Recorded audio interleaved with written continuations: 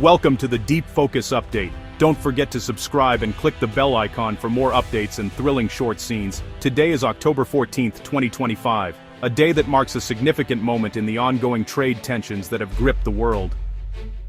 The global stage is set, and Canada finds itself in a precarious position, caught between two economic giants, the United States and China.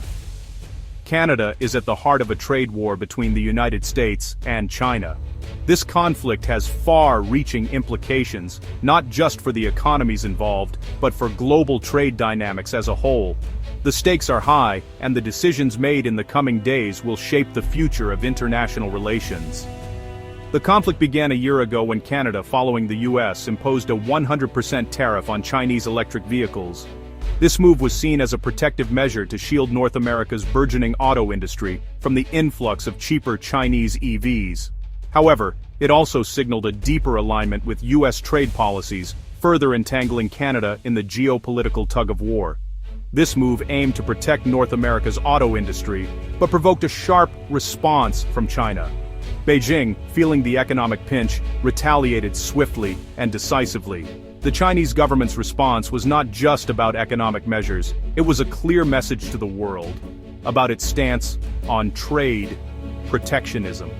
Beijing targeted Canada's agricultural sector, imposing heavy tariffs on exports like canola and pork.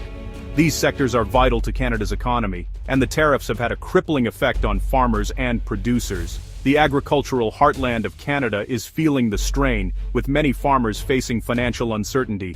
This has divided Canada. Western farmers suffer under Chinese tariffs, while Ontario's auto industry aligns with the US. The country is experiencing a regional divide, with different sectors feeling the impact of the trade war in varying degrees. The unity of the nation is being tested as economic pressures mount. China is now offered to lift its agricultural tariffs if Canada removes its EV tariff. This proposal puts Canada in a difficult position, as it must weigh the benefits of supporting its agricultural sector against the potential fallout with its southern neighbor. The offer from China is tempting, but it comes with strings attached. Prime Minister Mark Carney faces a tough decision: support farmers or maintain U.S. relations. The political landscape is fraught with tension, as Carney must navigate the complex web of international diplomacy and domestic interests. His decision will have lasting repercussions for Canada's economic and political future. The U.S. influence looms large, as the initial tariff was due to American pressure.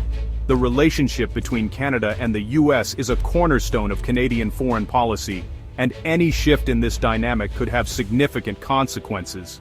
The pressure from the US is palpable, and Canada must tread carefully. Canada must balance the needs of its farmers, the auto industry, and its relationship with the US. This balancing act is delicate and requires careful consideration of all factors involved.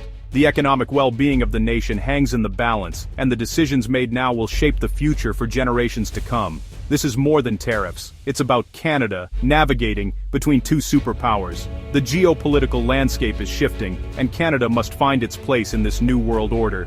The choices made today will determine Canada's role on the global stage and its ability to thrive in an increasingly interconnected world.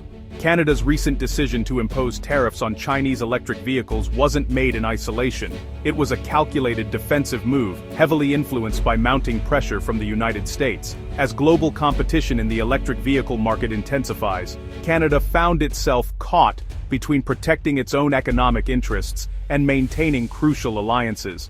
The US government has long accused China of providing unfair subsidies to its EV manufacturers and flooding international markets with low-cost vehicles. American officials argue that this practice threatens the stability and competitiveness of North America's auto industry, which is already facing significant challenges from the global shift toward electric mobility. For Canada, the stakes were high. If it refused to align with US trade policy, it risked being sidelined from the tightly integrated North American auto ecosystem. This could have jeopardized cross-border trade, disrupted supply chains, and ultimately threatened the country's economic stability.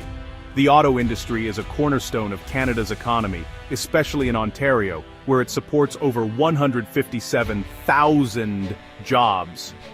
These are not just numbers. They represent families, communities, and a legacy of manufacturing that has shaped the province for generations. By aligning with the US, Canada aimed to protect these jobs and preserve the seamless flow of parts and vehicles across borders. The move was seen as essential to safeguarding the integrated supply chains that underpin the North American auto sector.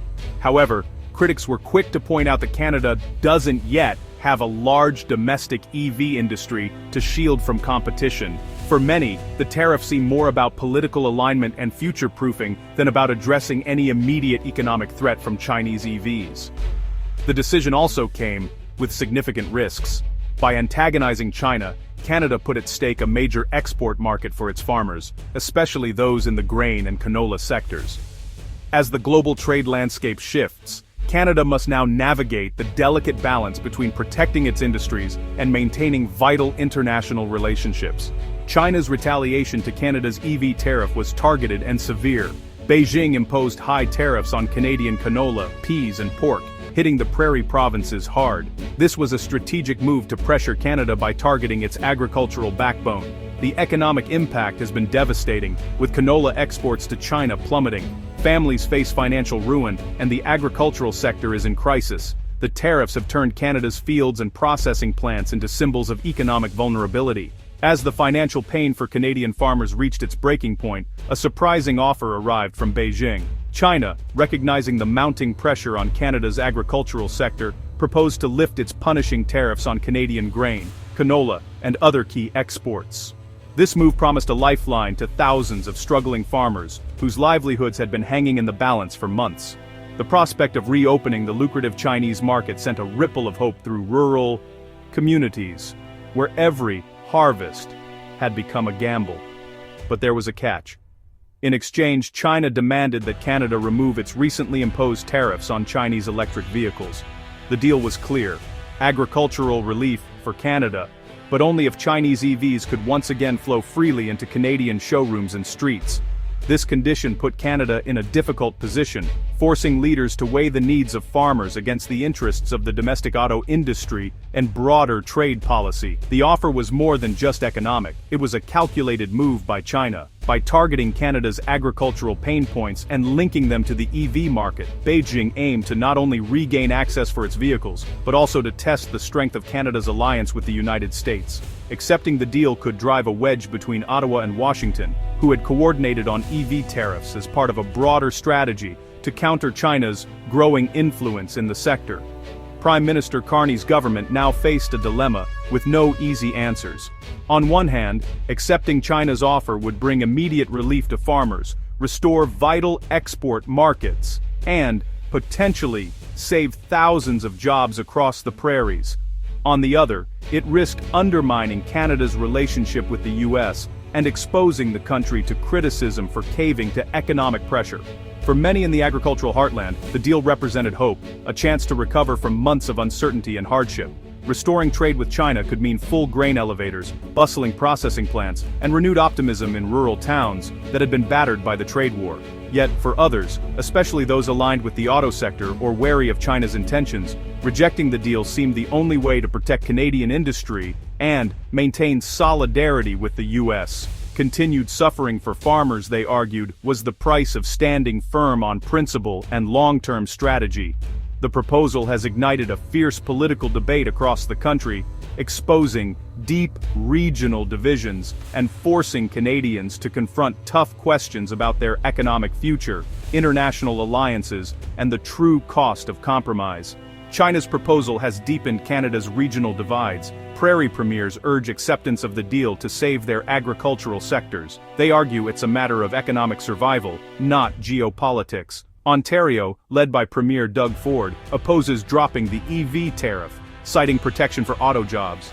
Ford sees the tariff as crucial for securing a broader U.S. trade deal.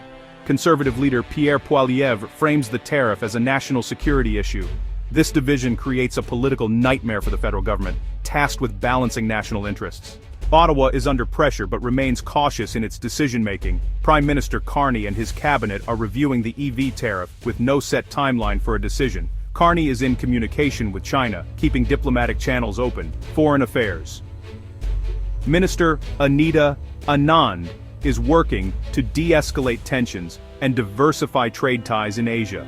The government is trying to balance the needs of farmers and auto workers without antagonizing the U.S.